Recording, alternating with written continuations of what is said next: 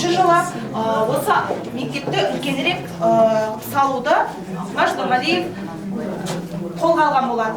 Сонымен қатар мына жерге назар салсаңыздар, Құмаш Нұрғалиевтің ең алғашқы оқушыларының суреттері көрсетілген.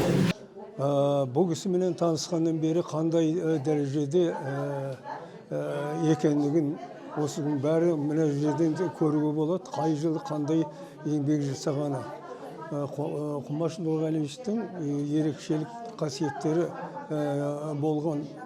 Ол әрқашанда парасаттылықпенен, адалдықпенен еңбек етіп, халқына еңбегін сіңіруге әрқашанда дайын болып тұратын азаматтардың маңдайалды, салауатты, сауатты, мәдениетті азаматы болды.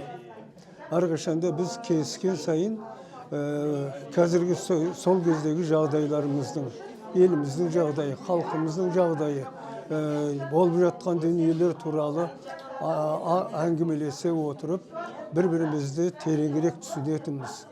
Өйткені бұл кісінің парасаттылығы сол, әрқашанда өзінің мына жеке басының мүддесінен гөрі халық туралы әңгімеге бейім болатын. Бұл деген сөз ол кісінің өзінің халқын сүйетін, содан кейін ерекше бір өзінің қасиеті болатын.